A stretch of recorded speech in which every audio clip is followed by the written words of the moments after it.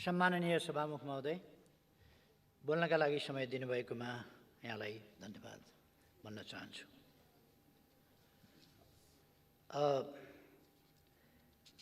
लगभग 1 महिना अघि सरकार परिवर्तन भएको छ र सरकार परिवर्तनको विषय लोकतन्त्रमा सामान्य कुरा नै हो। तर असामान्य ढङ्गले सरकार परिवर्तन भएकैले होला गठबन्धनका सत्तापक्षीय गठबन्धनका मित्रहरू असाध्य हौसिनु भएको छ। दसैँ आए जसरी केटाकेटी आँगनमा नाचे जस्तो नाच्दै ठिक भएको छ। 1 महिनासम्म आज पनि मैले बसेर सुने। धन्यवाद र बधाई के का लागि भन्दा 1 महिना केही नगरेको हुनाले धन्यवाद र बधाई। खुब चल्यो धन्यवाद र बधाई, बधाई धन्यवाद।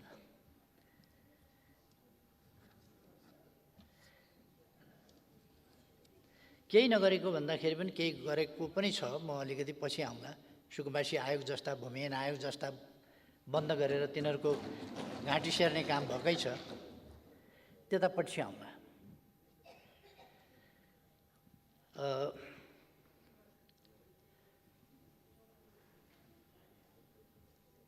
यो सरकार परिवर्तनको विषयलाई सायद मैले अघि भने जस्तै असामान्य ढङ्गले यो परिवर्तन भएको हुनाले होला यसलाई विकृत क्रियाकलापहरू त्यसबाट सरकार परिवर्तन हुने स्थिति बन्यो। त्यसमा पनि म अलिकति पछि जाउँला।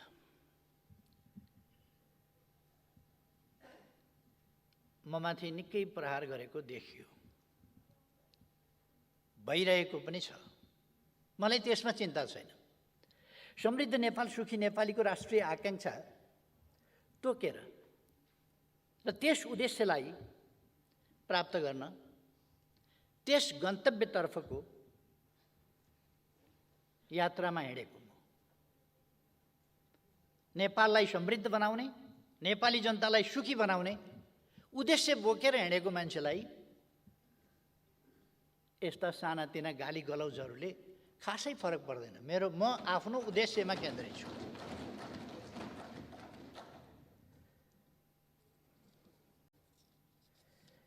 मेरा र मैले नेतृत्व गरेको पार्टीका नीति, कार्यक्रम, योजना र लक्ष्यहरू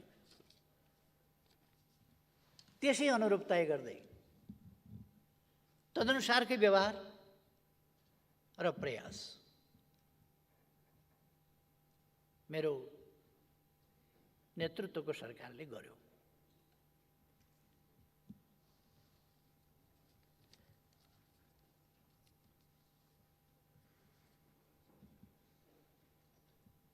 मैले त्यो उद्देश्य प्राप्त गर्नका लागि, समृद्ध नेपाल, सुखी नेपालीको राष्ट्रिय आकांक्षा प्राप्त गर्नका लागि बहुतै उदार मनाका साथ, फराकिलो भावनाका साथ, लचिलापनका साथ चुनावी तालमेल कुनै अपवित्र ढङ्गले होइन, पार्टी एकीकरण अपवित्र ढङ्गले गरिएको होइन, राम्रो उद्देश्यका साथ गरिएको थियो। र त्यसै गरी प्रतिपक्षसँग पनि संवाद र सहमतिको सम्मानपूर्ण व्यवहार र अभ्यास गरिएको थियो।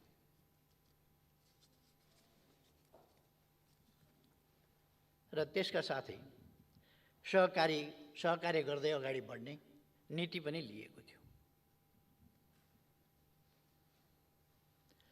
सरकारको गन्तव्य स्पष्ट थियो, गन्तव्यमा पुग्ने बाटो स्पष्ट थियो र तिनको कार्यान्वयनमा दृढता र त्यो दृढताका साथै राज्य सञ्चालन गर्दा अपनाउनु पर्ने संयम र अनुशासनमा सरकारको नेतृत्व गरिरहेको म सधैँ सजग थिएँ र तदनुसार नै मैले व्यवहार गरेको थिएँ। संविधान बमोजिम राज्य सञ्चालन हुनुपर्छ र कानुनी राजको अवधारणाको दृढ अवलम्बन हुनुपर्छ।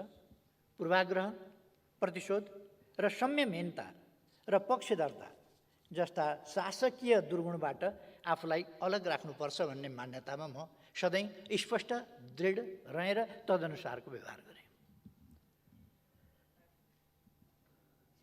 उपयुक्त ठाउँमा उपयुक्त व्यक्तिको नियुक्ति, पदस्थापन स्वच्छ र पारदर्शी प्रतिस्पर्धाबाट गर्ने र राज्य सञ्चालनका नशाबाट कृपावादको छायासम्म, नातावाद कृपावादको छायासम्म पर्न नदिने मेरा नीति रहे।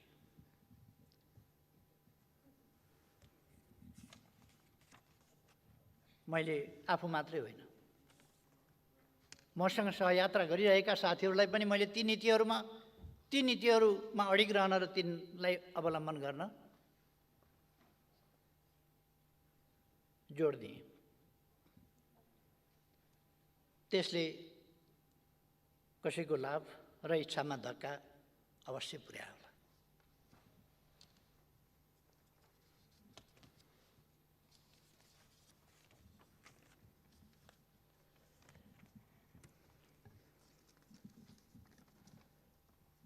केही व्यक्तिहरूका इच्छामा मेरा नीतिहरूले जो मैले गलत कुराहरूसँग सम्झौता गरिनँ त्यसले तुच्छरापात पनि भयो होला, अपेक्षा तत्काल पुरा भएनन् होला या पुरा हुने लक्षण पनि देखिएन होला।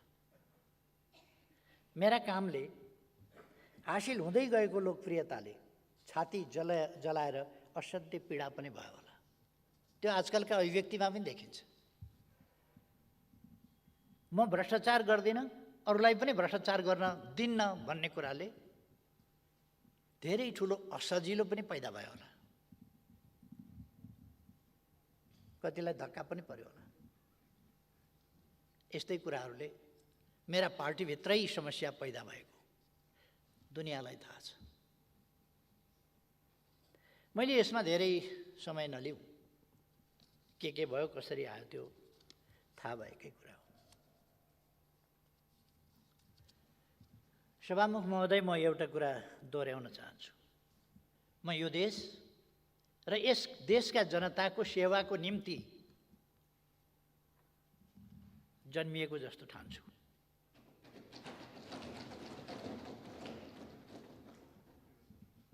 म प्रधानमन्त्री हुन जन्मिएको होइन, काम गर्दै जाँदा प्रधानमन्त्री पनि भएँ। प्रधानमन्त्री त म थिइनँ नि त, 64 वर्षको उमेरसम्म त प्रधानमन्त्री थिइनँ। भइयो, फेरि अर्कोपल्ट पनि जालझेल षड्यन्त्र टिग्डम गठबन्धनको संस्कृति त्यसले हटाएको थियो। त्यति बेला मैले त्यस बेला भनेको थिएँ, म ज्यालबाट होइन, जस्केलाबाट होइन, छिणीबाट होइन, भेन्टिलेटरतिरबाट होइन, कि भेन्टिलेसनबाट होइन, म मूल ढोकाबाट, मूल बाटोबाट, मूल गेटबाट, मूल ढोकाबाट आउनेछु। फेरि पनि सुनिराख्नु भए हुन्छ। पहिले पनि मैले भनेको थिएँ, फेरि पनि सुनिराख्नु भए हुन्छ। असाधारण जनमतका साथ फेरि पनि मूल बाटो, मूल गेट, मूल ढोकाबाट फेरि पनि प्रवेश गरेको छु।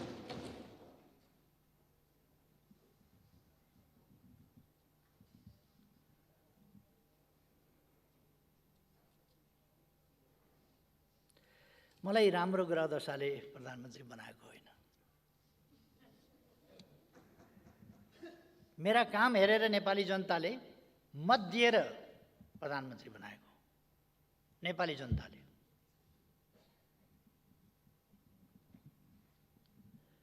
म विभिन्न पार्टीका नेताहरूका महत्त्वाकांक्षा, कुण्ठा, ईर्ष्या, जलन, अहङ्कार आदिको सम्मिश्रणबाट पनि प्रधानमन्त्री भएको होइन।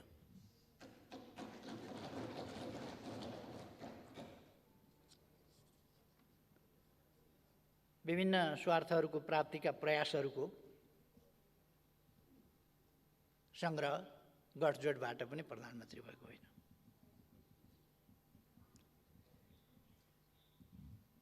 त्यस्ता विभिन्न असफलताहरूको फ्रिक्सन, त्यस फ्रिक्सनबाट उछिटिएर मेरो भागमा प्रधानमन्त्री पनि आएको होइन।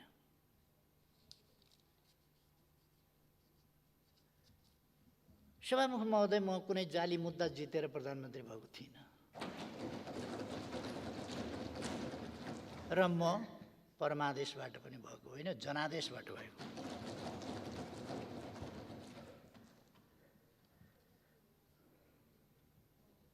प्रधानमन्त्रीको पदमा विश्वास गर्छु, दाइजो दान दातव्य वा जजमानबाट जजमानीबाट प्राप्त हुने चिज होइन।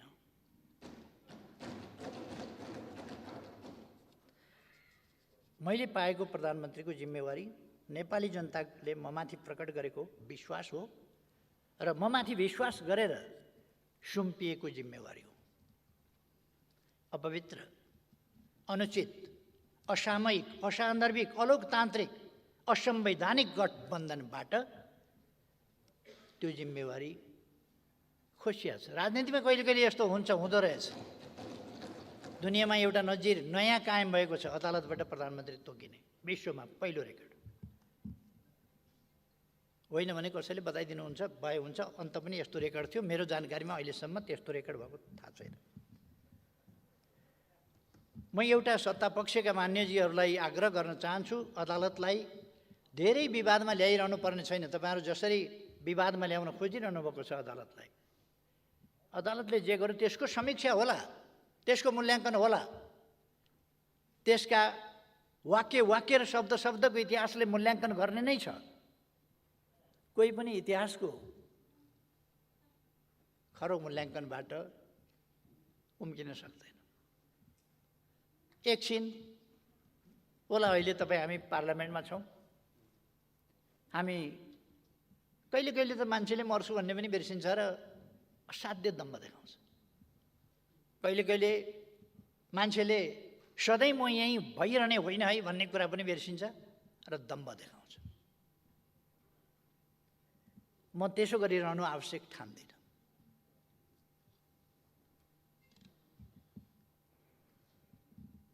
त्यसर्थ मलाई प्रधानमन्त्रीबाट हट्नु परेकोमा किञ्चित चिन्ता छैन। चिन्ता अदालत जस्तो सबैले विश्वास गर्नुपर्ने संस्थाको विश्वासमा कमी नहोस्। जनताले भरोसा गर्ने संस्थाहरू, राज्यका विभिन्न अङ्गहरूका बीचमा सन्तुलन र नियन्त्रणको स्थिति असन्तुलित नहोस्। कुनै पनि अङ्ग र निकायले आफ्ना सीमाहरू उल्लङ्घन नगरोस्। मेरो चिन्ता त्यसमा छ। मेरो चिन्ता लोकतन्त्रमाथि छ। लोकतान्त्रिक संस्थाका विभिन्न लोकतान्त्रिक प्रणालीका विभिन्न संस्थाहरू आफ्ना मर्यादा र ठाउँमा बसेर काम गरून्। मेरो चिन्ता त्यस कुरामा छ। मेरो चिन्ता शान्ति, सुशासन र विकासको बाटो समातिसकेको देश फेरि अब लोकतान्त्रिक संस्कृति होइन, गठबन्धनको संस्कृतितिर हामीले प्रतिस्पर्धात्मक लोकतान्त्रिक प्रणाली, प्रतिस्पर्धात्मक बहुदलीय राजनीतिक प्रणाली हामीले सङ्घर्ष गरेर ल्यायौँ। त्यो प्रणालीबाट, त्यो संस्कृतिबाट, त्यो लोकतान्त्रिक संस्कृतिबाट बद्दा अलोकतान्त्रिक स्वार्थहरूको गठबन्धनको संस्कृतितर्फ देश जान थाल्यो। यसले विकास ड्राइभ गर्न सक्दैन। विकासको अभियानलाई ड्राइभ गर्न त, त्यो ड्राइभ गर्नका लागि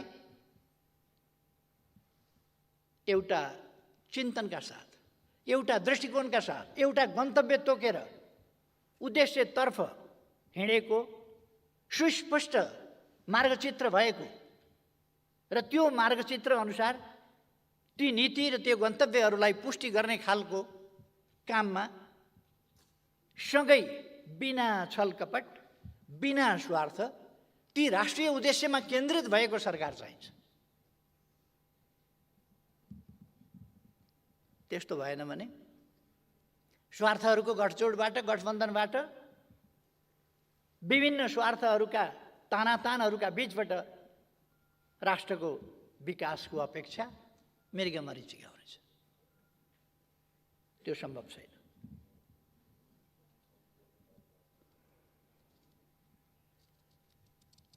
विकासको बाटो समातिसकेको, शान्तिको बाटो समातिसकेको, सुशासनको बाटो समातिसकेको, एउटा जनतामा एउटा आशा भरोसाको परिस्थिति निर्माण गरिसकेको अवस्थामा अब देशको भविष्य के होला? स्पष्ट छ। 1 महिनाको समय त खेर गयो। बहुत राम्रो गठजोड छ तपाईँहरूको। सरकार त बन्न सकेन, पुरा हुन सकेन। कति 4 जना मन्त्री कति लिएर हिँड्नुभएको छ। सबै मन्त्रालय आफै कहाँ राख्नुभएको छ। मन्त्रालय दिनभरिमा घुमेर पनि भ्याउनुहुन्न। अनि के हुन्छ? 1 महिनाको समय त खेर गयो। शुभकामनाको लहर अब 14-15 महिना अरू चल्नेछ।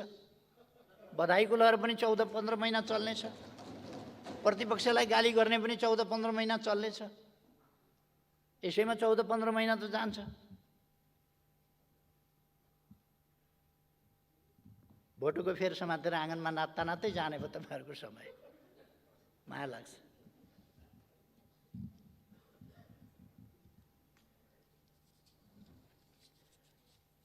मलाई चिन्ता त्यो कुरामा हो। देशको विकासको यो प्रतिपक्षको सुन्नुभएको छ नि, यसलाई सुनेर सम्बोधन गर्नुहोस्, जवाफ दिनुहोस्, मेरो अहिलेको भनाइलाई असफल बनाइदिनुहोस्, विकासको तेज रफ्तारमा गति चढाउनुहोस्। तर सम्भव छैन, सम्भव छैन।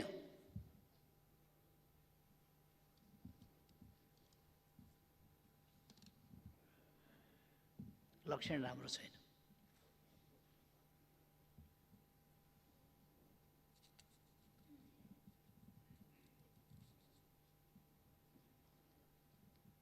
अहिले के गर्दै हुनुहुन्छ?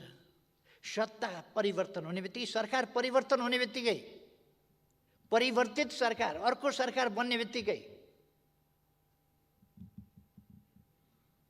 सत्ता पक्षका नेताहरूले यसै रोस्टमबाट भन्नुभयो, होशियार, म आगो हुँ, म आगो हुँ, मसँग नखेल नत्र भन्नुभयो।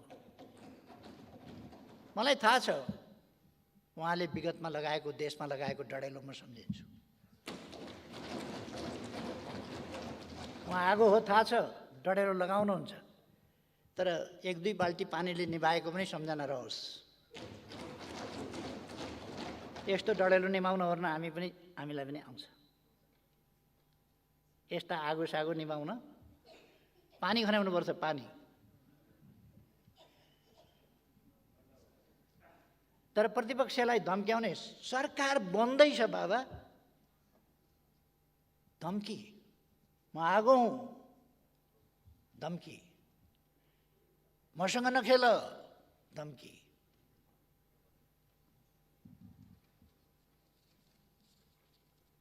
तपाईँहरूले कता कता अहिले भर्खर अस्तिका दिन सडकमा एउटा कागज वितरण गरेका देखेँ मैले। त्यस कागजमा राष्ट्रिय सहमति जस्तो कुरा पनि लेख्नु भएछ। राष्ट्रिय सहमति, प्रतिपक्षलाई गाली गरेर, सरापेर, सत्तो सराप गरेर राष्ट्रिय सहमति। कस्तो राम्रो बाटो निकाल्नु, कस्तो राम्रो तरिका। प्रतिपक्षलाई धम्काएर राष्ट्रिय सहमति, नत्र भनेर, नत्र के गर्नुहुन्छ?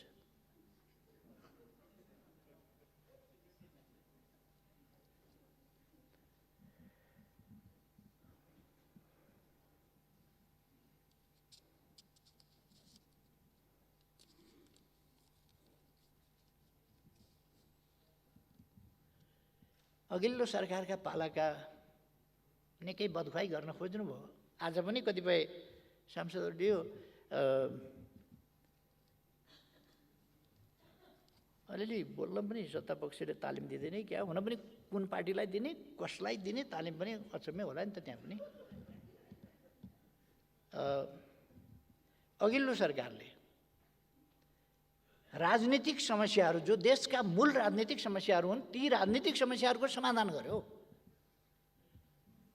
विखण्डनवाद समाप्त गर्यो, वार्ताद्वारा विखण्डवाद समाप्त गर्यो, हिंसा राजनीतिक अभिष्ट प्राप्तिको लागि हिंसाको बाटो अपनाइरहेका समूहसँग संवाद गरेर उनीहरूलाई शान्तिपूर्ण राजनीतिको मूलधारमा ल्यायो।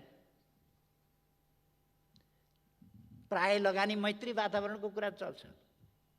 त्यो अस्तिका दिन बेलुका बाँडेको सडकतिर कतै बाँडेको कागज, त्यसमा लगानी मैत्री वातावरण बनाउनका लागि निजी क्षेत्रसँग सहकार्य गरेर लगानी मैत्री वातावरण बनाउने, यो स्वदेशी लगानी मैत्री भनेको हो कि विदेशी लगानी मैत्री भने हो? विदेशी लगानी मैत्री वातावरण बनाउने हो भने देशमा शान्ति सुव्यवस्था हुनुपर्दछ, हिंसा अन्त्य गर्नुपर्दछ, एक्सटर्सन रोक्नुपर्दछ।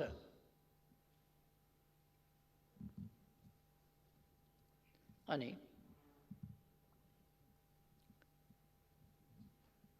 यहाँ त वातावरण बनाइएको होइन र हिंसा अन्त्य गरेर शान्तिपूर्ण ढङ्गले लगानी गर्न पाउने, प्रतिफल लान पाउने त्यस खालको व्यवस्थाहरू गरेर सुविधाहरू पाउने ती व्यवस्थाहरू गरेपछि लगानी मैत्री वातावरण भएन।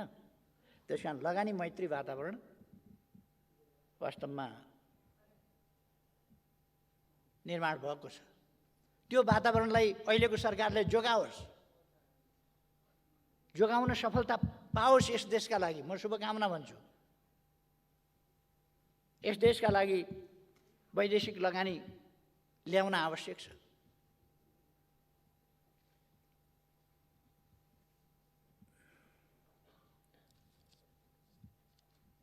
संविधानको सर्वस्वीकार्यताको बेसरी चर्चा चल्थ्यो। आज संविधानको सर्वस्वीकार्यता संविधान संशोधनको सन्दर्भमा होस् या अरू सन्दर्भमा होस्, राजनीतिक सन्दर्भमा होस्, संविधानको सर्वस्वीकार्यतामा अब समस्या छैन। सबैले संविधान स्वीकारेको छ। अब कहीँ कतै कमी लाग्न सक्छ, त्यसलाई संशोधन गर्नुपर्छ भन्ने कुरा बेग्लै कुरा हो। संविधान संशोधन गर्नुपर्छ भन्ने कुरा त पर्न सक्छ, आवश्यकता पर्यो भने संविधान संशोधन हुन सक्छ, गर्नुपर्छ, त्यो स्वाभाविक कुरा हो। त्यसलाई संविधानको अस्वीकार्यता भन्न सकिँदैन। तर आज संविधानको स्वीकार्यता, सर्वस्वीकार्यता भनेको छ। थरुहटसँगका समस्याहरू समाधान भएका छन्। अरूसँग यस्ता सहमतिहरू र यस्ता राजनीतिक उपलब्धिहरूको महत्त्व अहिलेको सरकारले बुझोस् भन्ने मेरो आग्रह छ। राजनीतिक उपलब्धिहरूको महत्त्व बुझोस् र यस्ता कुराहरूलाई सरकार भनेको एउटा निरन्तरताको कुरा पनि हो। अर्को सरकार फेरियो भने त्यस अघिल्ला सरकारले गरेका काम कारबाहीहरू, नीति निर्णयहरू, ती राम्रा कुराहरूलाई अगाडि बढाउनुपर्छ र कुनै सहमति गरेको छ सरकारले भने त्यसलाई पछाडि आउने सरकारले त्यसलाई अगाडि बढाउनुपर्छ। हिजो जुन विभिन्न राजनीतिक शक्तिहरूसँग अघिल्लो सरकारले सहमति गरेर ठुला उपलब्धिहरू हासिल गरेको छ, ती उपलब्धिहरूलाई कदर गर्नुपर्छ, तिनलाई कार्यान्वयन बाँकी रहेकाहरूलाई कार्यान्वयनमा लानुपर्छ। त्यतापट्टि म ध्यानाकर्षण गर्न चाहन्छु। अन्तर्राष्ट्रिय सम्बन्धमा गरेका उपलब्धिहरू, राष्ट्रियताको सन्दर्भमा गरेका उपलब्धिहरू, राष्ट्रिय भूमिलाई, आफ्नो देशको भूभागलाई सामेल गरेर नक्सा जारी गरिएको, संविधानको अनुसूचीमा परिवर्तन गरिएको, संविधान संशोधन गरिएको, त्यसमा राष्ट्रलाई एकजुट बनाइएको, यी उपलब्धिहरू आज त सत्ता पक्षले बाहिरबाट धम्काउने र गोलाबारी गर्ने गरेको छ। संवादहीनताको स्थिति छ। सत्ता पक्ष प्रतिपक्षको संवादहीनताको स्थिति छ। अहिले सत्ता पक्ष उन्मादमा छ, ठेगान लगाइदिन्छौँ भन्ने उन्मादमा छ। संवादहीनताको स्थिति छ। तर हिजो अन्तर्राष्ट्रिय क्षेत्रमा, अन्तर्राष्ट्रिय सम्बन्धका क्षेत्रमा छिमेकीहरूसँग पारस्परिक लाभ, पारस्परिक सम्मानको आधारमा गरिएका सन्तुलित छिमेक सम्बन्ध, सन्तुलित व्यवहारिक ती सम्बन्धहरू राष्ट्रिय स्वाभिमानलाई झुक्न नदिएर, बोल्न नसकेर होइन, नबोलेर होइन। सभामुख महोदयले आज भन्नुभयो, सरकारले सकेसम्म छिटै छानबिन गरेर भएको तथ्य के हो, दार्चुलाको ट्रेनबाट झरेर मरेको व्यक्ति, त्यसमा पनि अलिकति भ्रम पनि फिजाउनु भएको छ। फेरि के बेहुलीको समयमा तुइन हटाउँछु भन्थ्यो, त्यो ठेका लागिसकेका कुरा हो। त्यसभन्दा अगाडि, म आउनुभन्दा अगाडि उता इन्डिया सरकारले कुनै पनि पुल बनाउन पारिपट्टि सहमति दिँदैनथ्यो। मैले कुरा गरेर सहमति लिएपछि तुइनहरू विस्थापन भएका छन्, पुलहरू बनेका छन् र त्यो त सम्माननीय प्रधानमन्त्रीजीलाई थाहा छ। उहाँको घरबाट पारिपट्टि पिथौरागढ जानु पर्यो भने अघिल्लो सरकारले हालिदिएको पुल तरेर जानुपर्छ।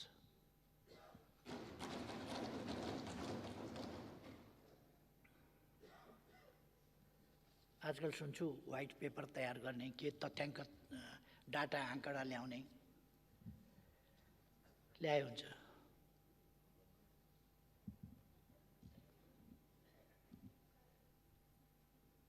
अघिल्लो सरकारले गरेका कामहरू तपाईहरूले नचाहेर पनि कतिपय कामलाई निरन्तरता दिन बाध्य हुनुहुन्छ। सुरुदेखि नै सामाजिक सुरक्षाका कुराहरूमा कतिपय पक्षको सहमति होइन। आज तपाईहरु एउटा लोक कल्याणकारी राज्यको अवधारणामा पनि सहमत भएको जस्तो देखिन्छ। एउटा सभामुख महोदय, यो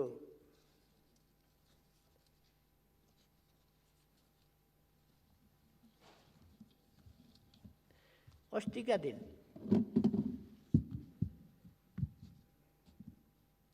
चौबीस गते बेलुका संसद चालू छ,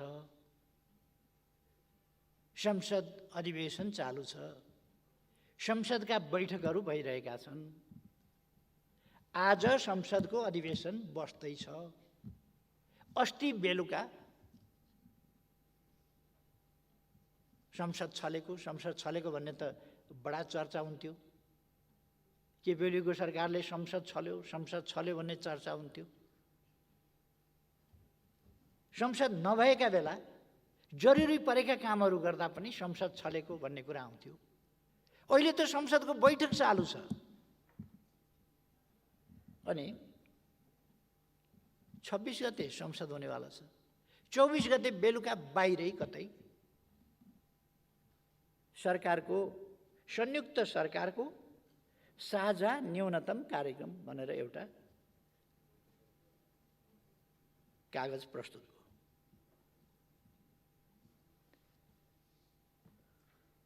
संयुक्त सरकारको साझा न्यूनतम कार्यक्रम। संयुक्त सरकारको न्यूनतम कार्यक्रम भनेपछि यो साझा सहकारी किन लेख्नु पर्यो? यो साझा सरकारको कार्यक्रम हो कि साझा कार्यक्रम हो? साझाको कार्यक्रम हो। संयुक्त सरकारको साझा। संयुक्त सरकारको भनेपछि त त्यो सरकारको त आइसक्यो त्यहाँ। साझा भए पनि, संयुक्त भए पनि, सगोलको भए पनि, जेसुकै भइसके पनि आयो। फेरि साझा। संसद छलेर। संसद किन छल्नु पर्यो? आज किन प्रस्तुत गर्न सक्नु भएन? सरकारले आज किन संसदमा प्रस्तुत गरेन? त्यसलाई कुनै मान्यता दिने कि नदिने? त्यो सरकारले पेश गरेको हो भनेर ठान्ने कि नठान्ने? किनभने संसदमा त आएन। संसद चलिरहेका बेला छलेर किन गर्नु पर्यो? सायद तपाईहरुको गहिरो समझदारीको कारणले सबै नेताहरू फोटोमा आउनु पर्ने होला। यहाँ पेश गर्दाखेरि एकजनाले पेश गर्नुपर्ने होला, सरकारको तर्फबाट पेश गर्नुपर्ने होला। अनि ओहदामा नभएको, सरकारी ओहदामा नभएको मान्छेको त फोटो नआउला। त्यसो भएर गठबन्धन भन्ने छ नि, गठबन्धनको फोटो आउनै पर्यो। अर्को पनि त्यस्तो व्यवस्था तपाईँहरूको एउटा छ नि, चलिराखेको छ नि, हुन्छ हुँदैनको सरकार सञ्चालनको संयन्त्र। तर यो संयुक्त सरकारको साझा न्यूनतम कार्यक्रममा मैले हेरेँ, विभिन्न अनुहारहरू खोजेँ, विभिन्न अनुहार देखिन्छ। नेपाली कांग्रेसको अनुहार कहीँ पनि छैन। अचम्म लाग्यो। नेपाली कांग्रेसको अनुहार कतै छैन, यसमा नीतिमा छैन, कार्यक्रममा छैन, केहीमा पनि छैन। पोलिसी शिफ्ट, प्याराडाइम शिफ्ट, के शिफ्ट हो? यो राम्रै कुरा हो। यो संयुक्त सरकारको साझा न्यूनतम कार्यक्रम, यसले साना मसिना कुरा गरेको छ। अहिलेको गठबन्धन सरकारमा हुँदा एमसीसी गर्नुभएको थियो जस्तो लाग्छ तपाईहरुले। एमसीसी गर्नुभएको थियो।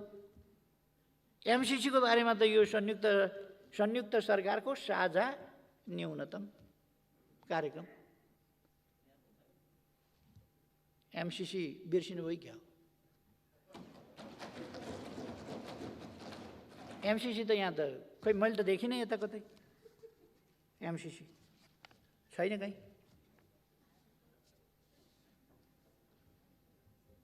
अनि केपी ओलीले कतै एमसीसी पास गर्नुपर्छ भनेको क्लिप खोजेर वातावरण बनाउन खोज्नुहुन्छ।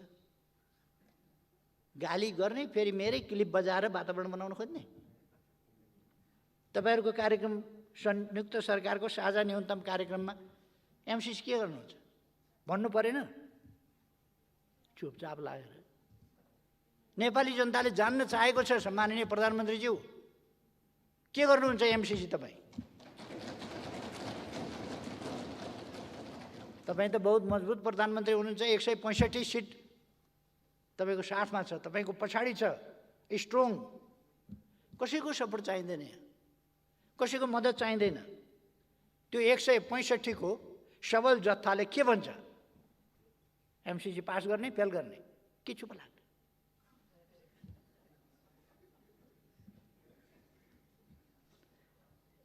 त्यही भएर म भन्छु, जस्केलाबाट छिर्ने आदत नगरौँ। सरकारमा त छिरियो, सबै कुरामा जस्केला।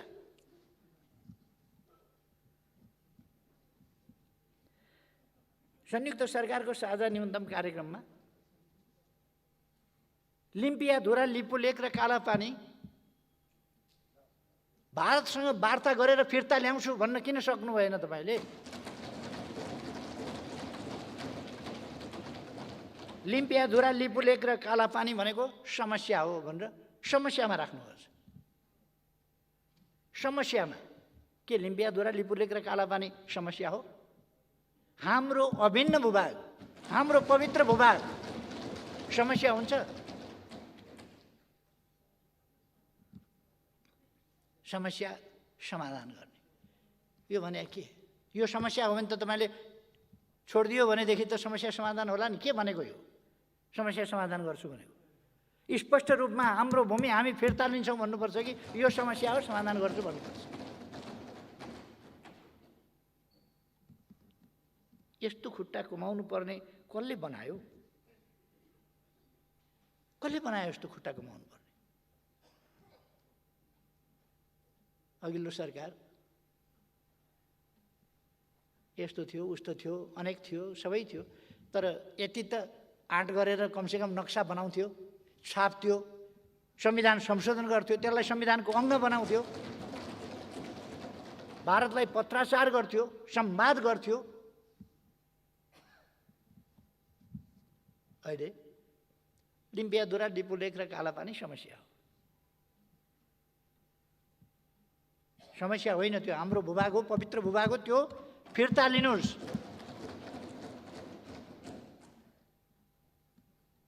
त्यो छोड्ने अधिकार कसैलाई छैन त्यो भूभाग। र म भन्छु तपाईहरुले फिर्ता लिन सक्नु भएन भने ठिकै छ, 1.5 वर्ष पर्ख्यौं, हामी छौं। एउटा शब्दावली लेख्नुभएको छ यो साझा न्यूनतम कार्यक्रम संयुक्त सरकारको। यसमा छिमेकीहरूसँगको सीमा विवाद कूटनीतिक पहल केबाट चाहिँ केबाट छिमेकीहरूसँगको सीमा समस्या टुङ्ग्याइनेछ भनेर। कुन छिमेकीसँग हाम्रो छिमेकीहरूसँग भन्नाले कुनसँग कहाँ के सीमा समस्या छ? छिमेकीहरूसँगको सीमा समस्या कहाँ छ? के छ? कति साह्रो डराएको सरकार भने डराउनुको पनि हद हुन्छ नि। जिब्रो पनि रगत आइसक्यो होला चपाउँदा।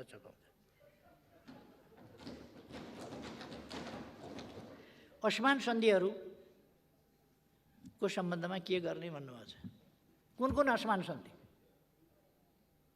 इपिजीको रिपोर्टको सम्बन्धमा यो सरकारको भनाइ के? कुनै ठोस कुरा यो संयुक्त सरकारको साझा नीति न्यूनतम कार्यक्रम बनाउनु भएको छ। यति लामै छ यो 14-15 कति पेजको लागि।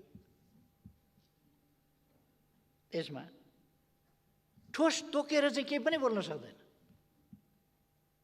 लिम्पिया धोरा लिम्बूले कालापानी फिर्ता ल्याउँछु भन्न सक्दैन। एमसीसी यसो गर्छु भन्न सक्दैन। छिमेकीहरूसँग कहाँ समस्या छन् त्यो भन्न सक्दैन। असमान सन्धिहरू कोसँग छ? के सम्बन्ध? के भन्न खोजे? अघि भर्खर एकजना माननीयले कुरा उठाउनु भएको थियो। 1947 को ब्रिटिस इन्डियाबाट फर्किने बेलामा गरिएको तथाकथित त्रिपक्षीय गोर्खा सैनिक सम्बन्धी सन्धि त्यो हो। 1950 को ट्रिटी हो अथवा के हो? महाकाली ट्रिटी हो? एमसीसी हो? बिआरआई हो? के हो? के पनि बोल्न सक्नुहुन्न। चुइक बोल्न सक्नुहुन्न। गोलमटोल एउटा बोल्न खोज्छ अर्काले हुँदैन भन्छ, अर्को बोल्न खोज्छ अर्काले हुँदैन भन्छ। त्यस्तै त होला।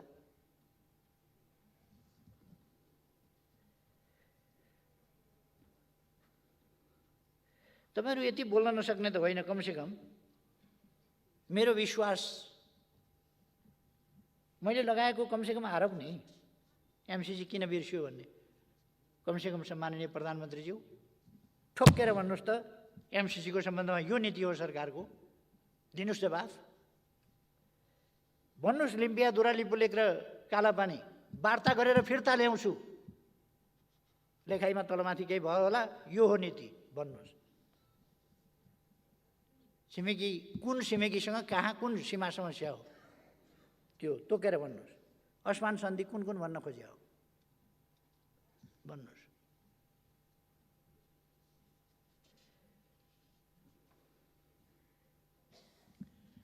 भ्रष्टाचार विरुद्धको कारबाही गर्ने भन्नुभएको छ। खुसी लाग्यो कारबाही थाल्ने र कारबाही अगाडि बढाउने भनेर, छानबिन गर्ने र कारबाही बढाउने भनेर राम्रो कुरा हो। यो अब साँच्चै हुन्छ कि त अगाडिदेखि त्यो भ्रष्टाचारका थुप्रै कुराहरू उठिराखेका छन्। उठ्या छ क्यान्टनमेन्टको यत्रो कुरा पनि उठेकै छ। यसपल्ट पक्कै पनि यत्रो गठबन्धनको सरकारले यस कुराको छिनोफानो गरेर नेपाली जनतालाई जवाफ दिनेछ। क्यान्टनमेन्टको छानबिन गर्छु।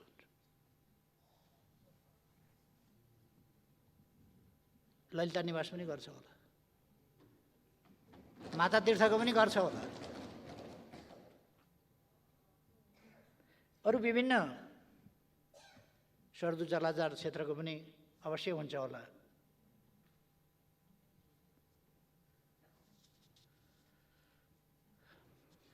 मैले आशा मात्रै गरौँ। यो कुनै राजनीतिक प्रतिशोधका लागि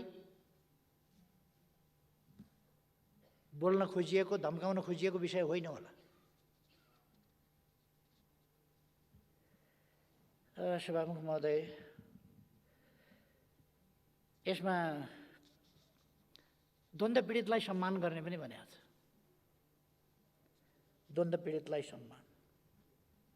पहिलो कुरो द्वन्द्व पीडितहरूलाई न्याय दिनुहोस्। तपाईँले बुट्टे खाँदा उडाइदिएर अल्मल्याउन खोजेको द्वन्द्व पीडितहरूलाई? घाइतेहरूको उपचार गराउँछु भन्नुहोस् न, शरीरमा गोली भएकाहरूको गोली निकाल्छु भन्नुहोस् न। यदि सरकार सक्दैन भने शरीरमा गोली भएकाहरूलाई नेकपा एमालेको केन्द्रीय कार्यालय थापाथलीमा छ अहिले, त्यहाँ पठाइदिनुहोस्, म गर्छु।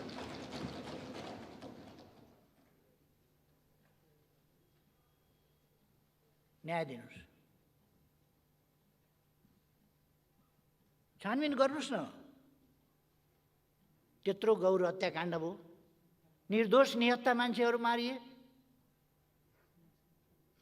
अराजकता, अनुशासनहीनता, दण्डहीनताको अन्त्य गर्छु भन्नुभएको छ यस संयुक्त सरकारको साझा न्यूनतम कार्यक्रम हो। छानबिन गर्नुहोस्। मान्छे मरेका छन्, तिनका परिवारको के अवस्था छ, ती घाइतेहरूको के अवस्था छ, को त्यो हत्याकाण्डको आयोजक, कसले त्यो हत्याकाण्ड गरायो, त्यो गर्नुहोस्। गठबन्धन धरापमा पर्ने हो कि?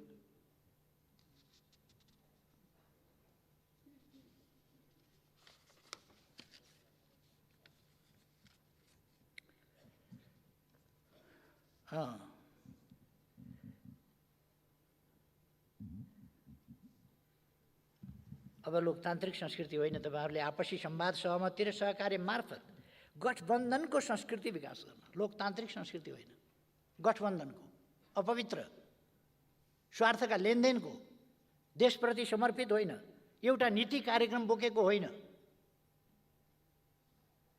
अनि लेफ्ट, राइट, सेन्टर, अगाडि पछाडि, दायाँ बायाँ नीतिहरूको विविधता कतै जोडिँदैन, विचारहरू कतै जोडिँदैनन्। सत्ता मात्रै सब कुछ होइन। सत्ता देशको सेवा गर्ने, देशलाई अगाडि बढाउने एउटा माध्यम हुनुपर्दछ। सरकार देश सेवाको माध्यम हुनुपर्दछ, विकासको इन्स्ट्रुमेन्ट हुनुपर्दछ, सुशासनका लागि इन्स्ट्रुमेन्ट हुनुपर्दछ। सरकार स्वार्थहरू बाँडचुँड गरेर भाग शान्ति जय नेपाल गर्ने होइन।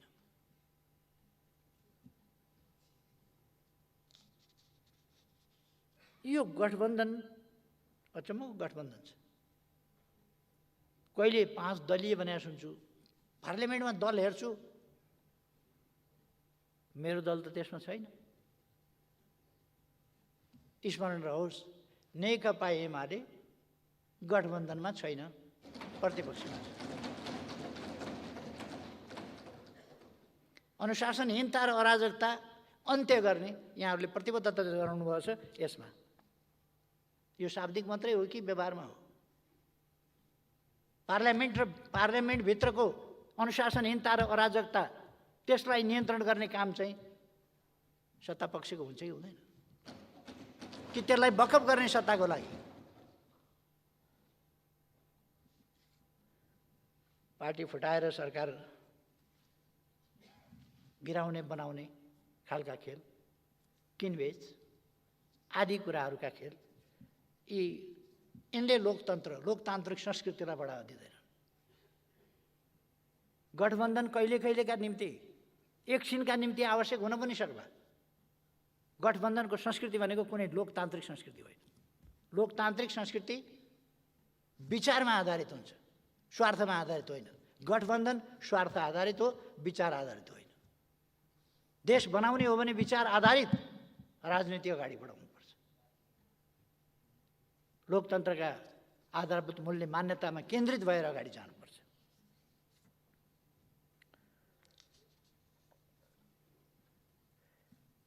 तपाईँहरूले यहाँ कहिले 5 दल भन्नुभएको छ। अहिले यहाँ चाहिँ नेपाली काङ्ग्रेस, नेपाल कम्युनिस्ट पार्टी, माओवादी केन्द्र र जनता समाजवादी पार्टी नेपाल तथा संयुक्त सरकारलाई समर्थन गर्ने दलहरूको हुन्थे। दलहरू कहाँबाट आए?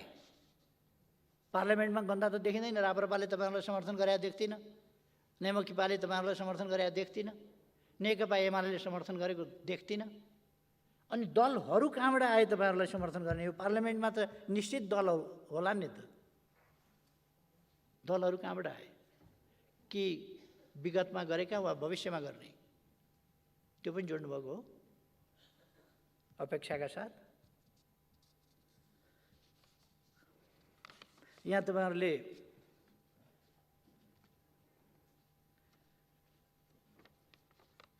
आपसी संवाद, सहमति र सहकार्यको संस्कृतिको विकास गर्दै राष्ट्रिय एकता सुदृढ गर्ने भन्ने पनि राख्नुभएको छ। राष्ट्रिय एकताका निम्ति तपाईँले बाटो के छान्नुभएको छ भने असंवैधानिक रूपमा प्रतिनिधि सभा विघटन गरी सर्वसत्तावादी, अलोकतान्त्रिक र अधिनायकवादी रूपमा शासन सत्ता सञ्चालन गर्ने प्रतिगामी प्रवृत्ति।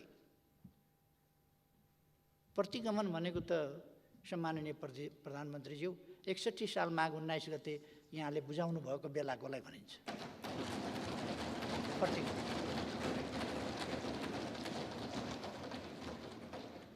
प्रतिगमन कहाँबाट आयो? प्रतिगमन संविधानसम्म ढङ्गले सिफारिस भएको छ, संविधानसम्म ढङ्गले विघटन भएको छ। अदालतले भन्यो भन्दैमा अदालतले एउटा बेन्चबाट एउटालाई ज्यानमारा भन्छ, एउटा अदालतले अर्कोले उसलाई चाहिँ बाइज्जत रिहाई गर्नु, ऊ चाहिँ नि कुनै अपराधमा संलग्न छैन भन्छ। अदालतले एकपल्ट भन्यो भन्दैमा त्यही कुरा सत्य हुन्छ भन्ने छैन। अदालतको फैसलालाई सम्मान गर्छौँ हामी, मान्छौँ हामी, तर गलत छ भन्यो भने सही छ भनेर भन्न सकिन्न। यसपल्ट सम्मानित सर्वोच्च अदालतले गरेको फैसला विधि, प्रक्रिया, तर्क, संविधानका प्रावधान विपरीत छ, गलत छ त्यो। त्यसकारण त्यो समर्थन योग्य छैन। यसको विवेचन, विश्लेषण, व्याख्या सविस्तार बुद्धिजीवीहरूले गर्दै जालान्, कानुनविदहरूले गर्दै जालान्, हुनेछ त्यो। र यो सबै शब्दहरू तपाईँहरूले राजनीतिक पूर्वाग्रह, अहङ्कार र देशलाई द्वन्द्वतिर लाने मनसायका साथ यहाँ उल्लेख गर्नुभएको छ। र अहिलेको सरकार कुनै जनादेशबाट आएको, लोकतान्त्रिक विधिबाट आएको होइन, अलोकतान्त्रिक विधिबाट आएको सरकार हो। अलोकतान्त्रिक गठबन्धनबाट आएको, स्वार्थहरूको गठजोडबाट आएको सरकार हो। र यो सरकार लोकतान्त्रिक भन्न सकिँदैन, यो सरकार संवैधानिक भन्न सकिँदैन, यो सरकार सर्वसत्तावादी हुन खोज्ने मनसाय भएको। आउने बित्तिकै यसले पहिले कसमाथि बन्चरो चलायो भन्दा भूमिहीन सुकुम्बासीहरूमाथि बन्चरो चलायो। कसको सरकार भन्ने कुरा त्यसबाट देखिँदैन।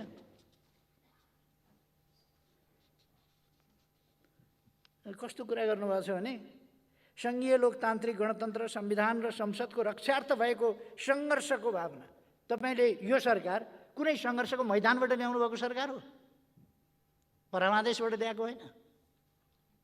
परमादेश सङ्घर्ष हो, जाली मुद्दाबाट सरकार ल्याउने, त्यहाँबाट भन्ने सङ्घर्ष हो।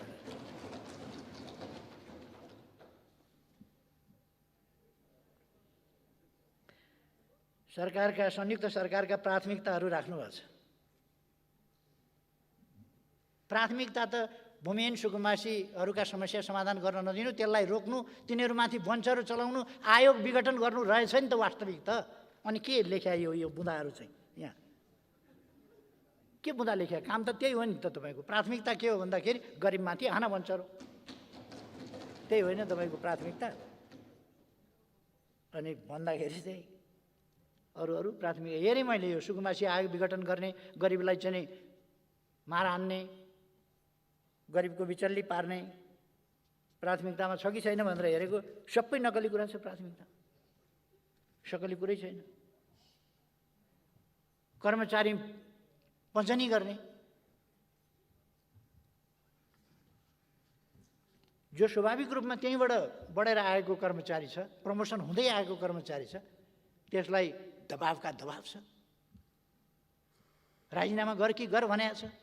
हरेकलाई 900 कतिजना भयो अरे, 40-41 महिनामा 900 कतिजनाको पद रिक्त हुन्छ, मान्छे आउँछ, अनि त्यसबिचमा के खाली नै रहन्छ त? सबै देश ठप्प हुन्छ। आयो होला 900, 1000 आयो होला, विधिसम्म ढङ्गले आयो। अनि यो राजनीतिकरण गरेर तपाईँहरू विधिसम्म त आएका मान्छे सबै फाँडेर काङ्ग्रेस राख्नुपर्ने त्यहाँ के जरुरी छ? अथवा तपाईँका तथाकथित गठबन्धनका मान्छेहरू सबै भर्ना गर्नुपर्ने के आवश्यकता छ? त्यो गर्नुभएको छ।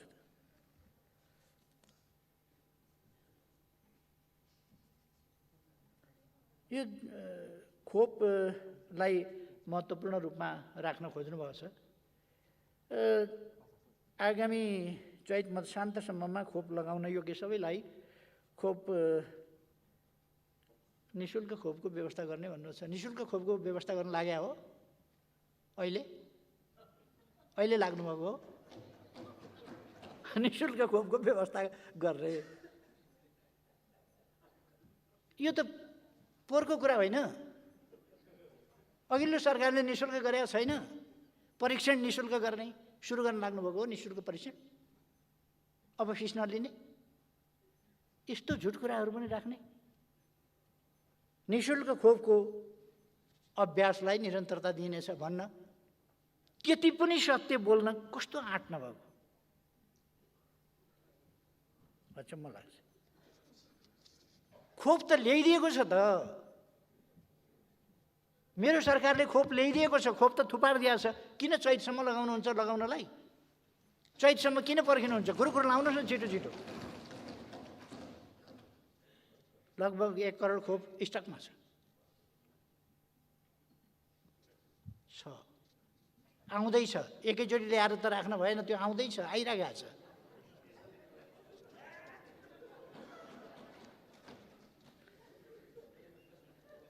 यो चैतसम्म भनेको तपाईँले के फागुनको निर्वाचन नगर्न खोज्या हो? कोभिड छ भनेर, खोप चालु छ भनेर? असंवैधानिक काम नगर्नु होला, म पहिले नै सजग गराउन चाहन्छु।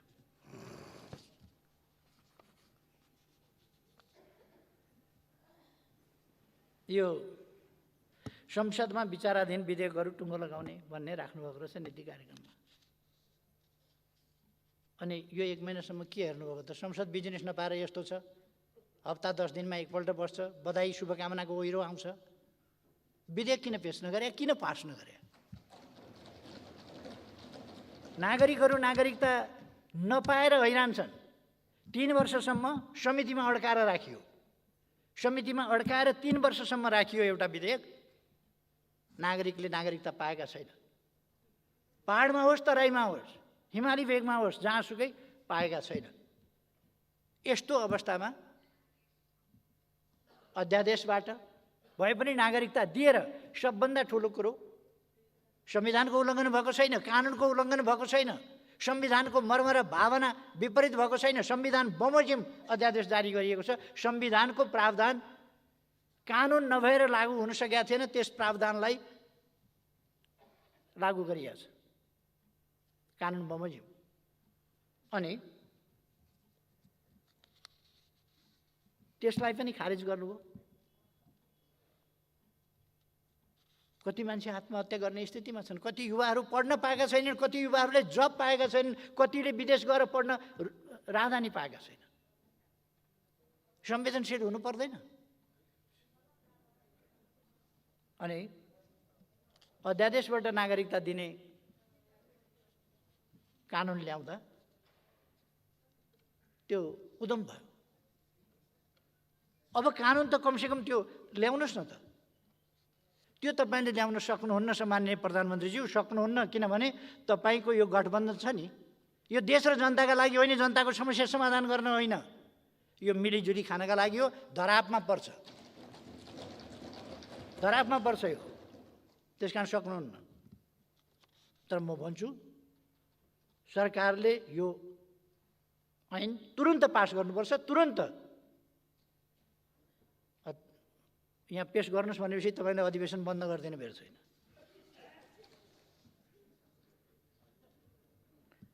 अधिवेशन बन्द नगर्नुहोस्, विधेयकहरू पास गर्नुहोस्, ल्याउनुहोस्। एमसिसी यहीँ छ नि, टेबलमा छ एमसिसी, यहाँ टेबलमा छ, पेस गर्नु भन्नुहोस्। निर्णयार्थ यहीँ भइहाल्छ नि। आफैसँग 165 छ, 165 आफैसँग छ नि। निर्णयार्थ प्रस्तुत गर्दछु भनेपछि त 165वटा ताली दुइटै ड्याम ड्याम ड्याम ड्याम ड्याम ड्याम बज्ला नि त। अनि शान्ति प्रक्रियालाई पूर्णता दिने भनेर सम्माननीय प्रधानमन्त्रीजी, शान्ति प्रक्रिया केले रोकिया छ त सम्झनै होला। म प्रधानमन्त्री हुँदा मैले त्यति बेला 2जना साथीहरूलाई भने, बढी सम्बन्धित तपाईँहरू हुनुहुन्छ, तपाईँहरू जे भन्नुहुन्छ त्यही गर्ने, जो भन्नुहुन्छ त्यही नियुक्त गर्ने काम होस्। त्यसै अनुसार नियुक्त गरे होइन मान्छे, त्यसै अनुसार नियुक्त गरिदिएको हो। जो भन्यो त्यही। मैले नाम होतन ठेगाना हेरिनँ, यहाँहरूले हेर्नुभयो। तर ती आयोगहरू किन त्यसरी निष्प्रभावी र निष्क्रिय बनाइए? सरकार नटेर्ने आयोगहरू। यो अल्मल्याउने खालका कुराहरू किन हुन्छन् यसरी?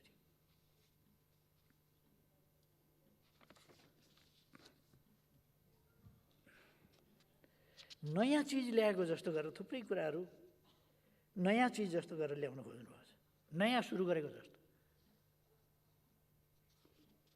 अब खोप दिन सुरु गर्ने भन्न बेर छैन, किन यो अघिल्लो सरकारको बिर्साइदिनु पर्यो नि। एउटा कविता लेख्ने मान्छेले लेखेछन्, गीत गाउनेले पनि गाउन थाले क्या हो। एउटा कविता लेखेछन्, भत्काइदेऊ धरारा, पुरिदेऊ रानी पोखरी, टालिदेऊ सुरुङका पालहरू, भत्काइदेऊ बाटा र पुलहरू, ओली याद आउने सबै चिजहरू। यो सरकारको नीति कार्यक्रम यही होइन मुख्यतः? संक्षिप्तमा यही गीत न हो मुख्य नीति कार्यक्रम त?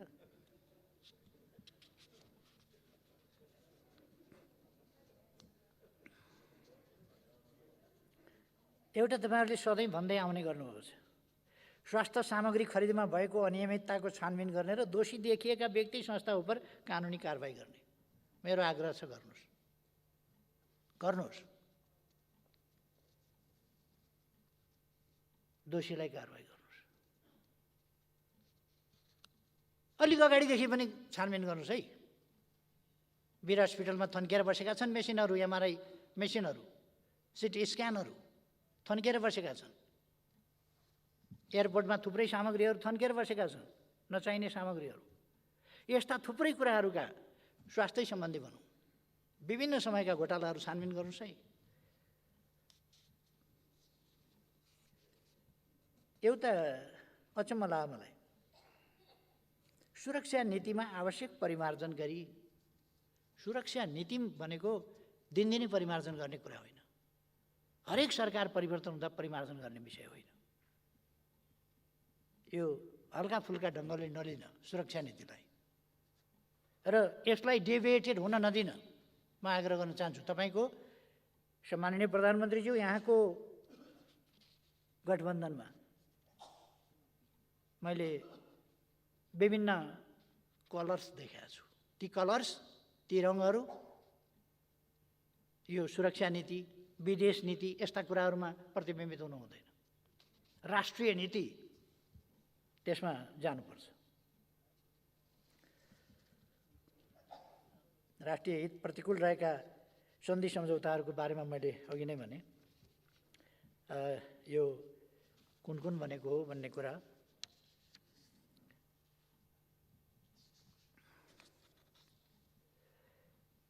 यो सङ्घीय लोकतान्त्रिक गणतन्त्रलाई संस्थागत गर्न संविधानमा उल्लेखित साझा अधिकारका सूचीसँग सम्बन्धित कानुन लगायत अन्य आवश्यक ऐन कानुनहरू प्राथमिकताका साथ तर्जुमा गर्ने।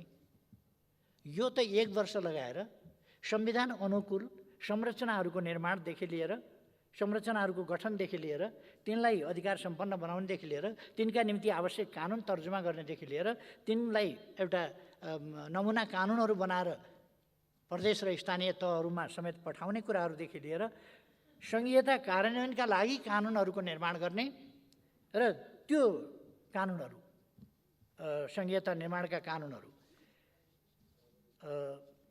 वित्तीय व्यवस्था अनि संरचना लगायतका थुप्रै कामहरू गरिएका छन् भने बाँकी रहेका कामहरू त भन्न सक्नु पर्थ्यो।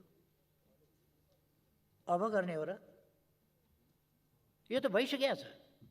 अब कुनै कुरा बाँकी छ भने भन्ने कुरा चाहिँ एउटा हुनसक्छ।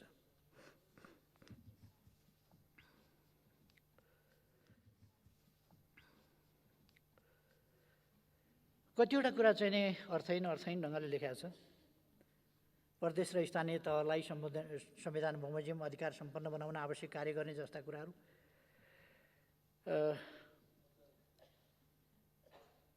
यस्तो भुलभुलैयाका कुराहरू राखेको छ।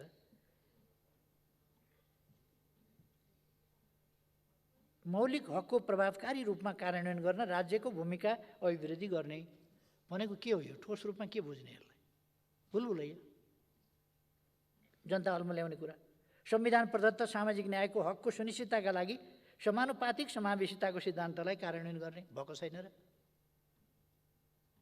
भुलभुलैया। यो विधेयक पारित गराउने भन्ने त थुप्रै विधेयकै पिछेका पारित गराउने भन्ने थुप्रै ठाउँमा 5-7 ठाउँमा यसरी लेख्नुभएको रहेछ। विधेयक पारित गराउने भन्ने कुरा चाहिँ लेख्नै पर्ने थिएन, यो कुरुक्क गराइदेखि हुन्थ्यो। यो कुनै नीति कार्यक्रम साझा कार्यक्रम हुनै पर्दैन क्या। यो संसदको त काम हो, सरकारको काम हो। यो आएर अड्किएका कानुनहरू पनि पास गर्न तपाईँको नीति कार्यक्रममा राख्नुपर्छ र? एउटा गजबको लेख्नुभएको छ, सार्वजनिक सेवा प्रवाहमा लाग्ने समयलाई 1/3 घटाउने। कमसेकम यो चाहिँ अलिकति पारदर्शी ढङ्गले बताइदिनु भएदेखि राम्रो हुन्थ्यो। 100% कति हो, 1/3 कति हो? 100% अहिलेको स्थिति 100% कहाँनेरि छ, त्यसलाई 1/3 मा ल्याउँदाखेरि कहाँनेरि पुग्छ, त्यो अलिकति मूर्त रूपमा। नत्र भने यस्तो खालको चाहिँ चटक, शाब्दिक चटक यो नगर्दा पनि हुन्थ्यो।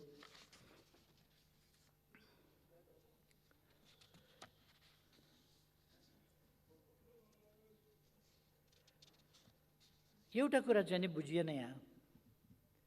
यो सशस्त्र सङ्घर्षको सन्दर्भमा गिरफ्तार गरिएका बन्दीहरूलाई बृहत शान्ति सम्झौताको भावना अनुसार रिहा गर्ने, यो कुन मितिकोलाई भनेको, कुन अवधिकोलाई भनेको, कसलाई भनेको हो?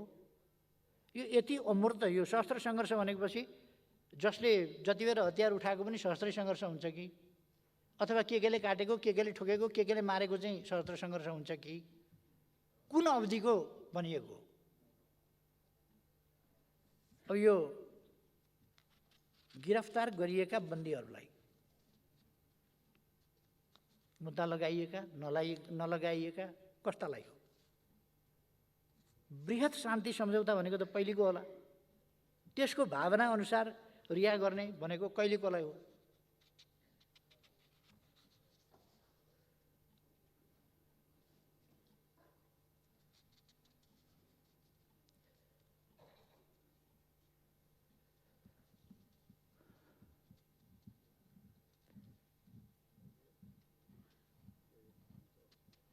यो लाल आयोगको प्रतिवेदन सार्वजनिक गर्ने भन्नुभएको छ, त्यो त यसमा लेखेर यो कति समयका लागि हो? यो सरकार छैन्जेलका लागि हो कि कहिलेका लागि हो? यो भन्नुपर्छ लाल आयोगको प्रतिवेदन थपक्क ल्याएर पेस गर्दा हुँदैन, अनि कार्यक्रममा राख्नुपर्छ।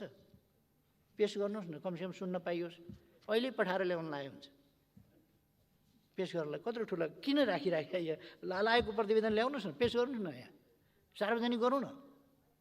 यो सरकारको साझा न्यूनतम कार्यक्रम बाहिरै गर्दा हुन्छ भनेदेखि यो सदन सिद्धिएपछि पनि बाहिर गएर पनि सार्वजनिक गरे हुन्छ नि। त्यो त आजै गरिदिउँ।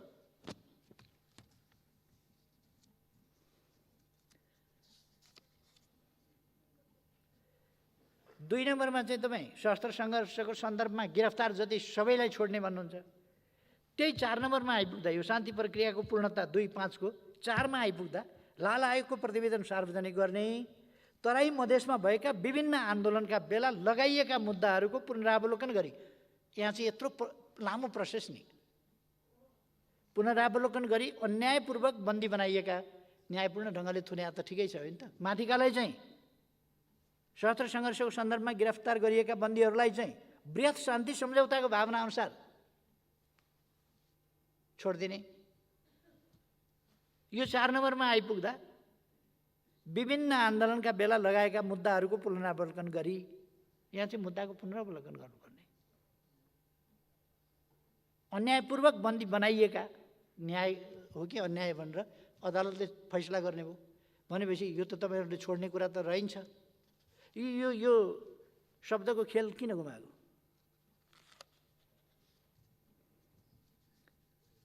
घटकका मान्छेहरूलाई घटकलाई सरकार फुत्किए लागि भन्ने डर होला, यो कुरै बोल्न त सक्दैन नि। यो त जनतालाई ढाँट्ने कुरा मात्रै हो।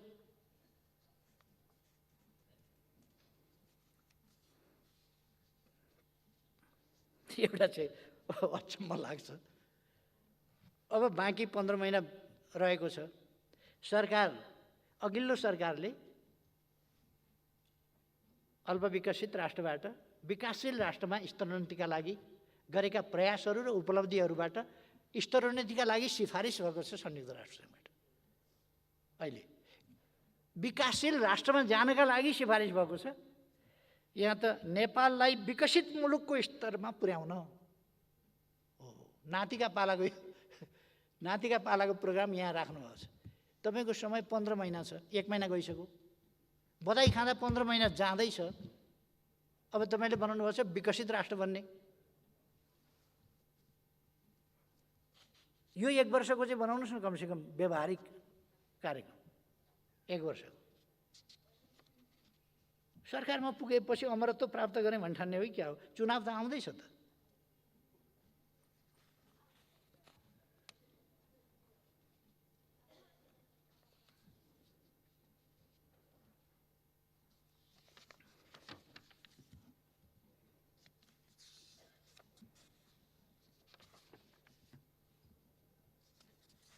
एउटा गजबको राख्नुभएछ। अलिकति यहाँनिर छुटेछ र मैले सम्झाइदिन खोजेँ।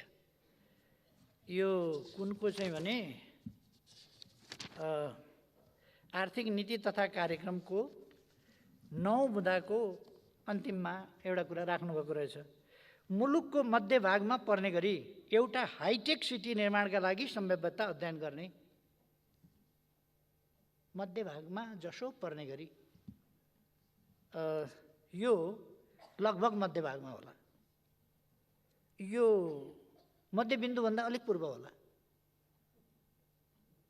तपाईँहरूले मतपत्र च्याताएर जिताएको थियो नि, त्यतातिर होला हाइटेक सिटी। राम्रै ल्याउनु भएको छ कार्यक्रम, योजना।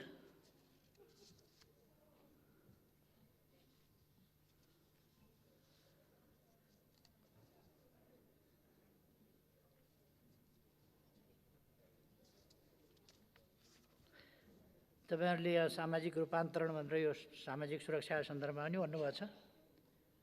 अहिले सामाजिक सुरक्षा भत्ता 4000 दिने गरिएको छ। त्यसमा 1 रुपियाँ घटाउनु होला। त्यो घटाउन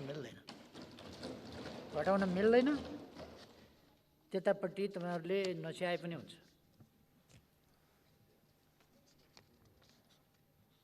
एक ठाउँमा चाहिँ राख्नुभएको छ, राज्यको नीति विपरीत मेडिकल कलेजहरूलाई दिएका सम्बन्धनको पुनरावलोकन गर्ने। भनेपछि यो मेडिकल शिक्षा तपाईँहरूलाई विद्यार्थीहरू खालि विदेश पठाउन रहर। मेडिकल कलेजहरूलाई छानबिन गर्नुहोस्, स्ट्रेन्थेन गर्नुहोस्। मेडिकल कलेजलाई दिएको छानबिन गरेर फिर्ता लिने, सम्बन्धन फिर्ता दिने, चलाउन थालेकाहरूलाई फिर्ता लिने, अब बाँकी चलाउन दिने, मेडिकल हब बनाउने, यहाँ मेडिकल एजुकेसन उपलब्ध गराउने, सस्तोमा मेडिकल एजुकेसन नेपाली जनताका छोराछोरीलाई, गरिबहरूलाई पनि उपलब्ध गराउने। त्यतापट्टि कुरै छैन, खोज्ने मात्रै कुरा छ। इन्जिनियरिङ कलेजलाई स्वीकृति नदिने, मेडिकल कलेजलाई स्वीकृति नदिने, नर्सिङ क्याम्पसहरू बन्द गराउने,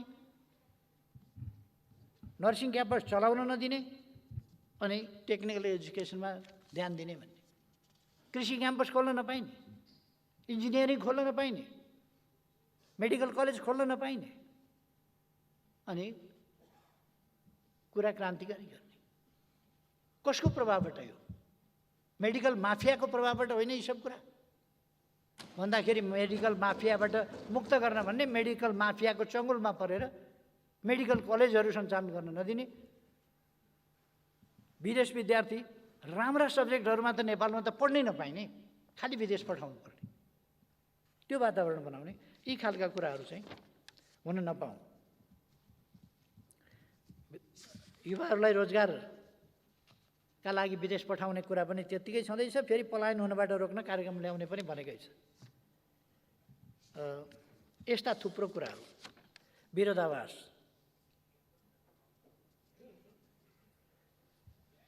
एउटा खुब भेट्टाएँ भनेर तपाईँहरूले अपव्याख्या गरिरहनु भएको छ अहिले सत्ता गठबन्धनका मान्छेहरू, पार्टीहरू।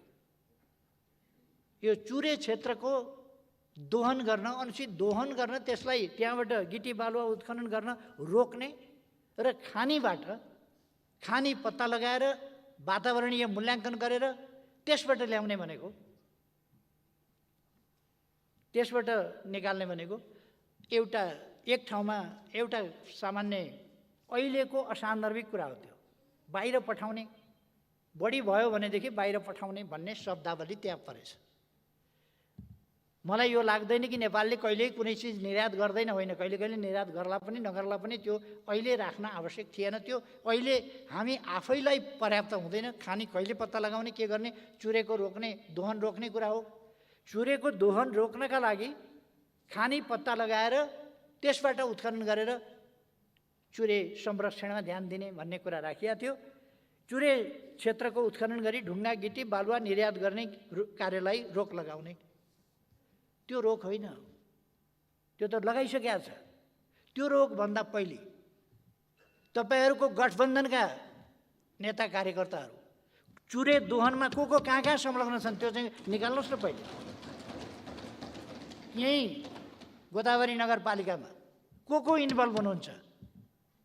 तपाईँका मन्त्री इन्भल्भ हुनुहुन्छ कि हुनुहुन्न? सम्माननीय प्रधानमन्त्रीज्यू ढुक्कले भन्न सक्नुहुन्छ? को इन्भल्भ हुनुहुन्छ? त्यहाँ जङ्गल उजाड भएको देख्नुहुन्छ कि हुन्न? 2 रोपनी लिएर 100 रोपनी कब्जा गरेको देख्नुहुन्छ कि देख्नुहुन्न? चुरे दोहन, अरू यस्ता अनधिकृत दोहन, दादागिरी चलेको छ। गठबन्धनमा सामेल हुँदैमा दादागिरी चलाउन पाइँदैन, देशको दोहन गर्न पाइँदैन, अनधिकृत ढङ्गले देशलाई बर्बाद गर्न पाइँदैन।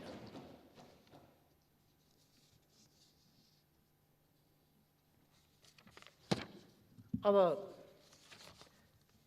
सम्माननीय सभामुख महोदय, यहाँ मार्फत म सम्माननीय प्रधानमन्त्रीज्यूलाई एउटा कुरा चाहिँ अलिकति अनुरोध गर्नु पर्यो जस्तो भयो। सम्माननीय प्रधानमन्त्रीज्यू, मेरै पार्टीका केही मान्छेहरू पाउला र खाउला भनेर यहाँका पछि कुदेका छन्। सम्माननीय प्रधानमन्त्रीज्यू, तिनीहरूलाई मन्त्री दिनुहोस् न, किन विलम्ब गर्नुभएको? हिरिक भएका छन् बिचराहरू मन्त्री खानका लागि, प्लिज।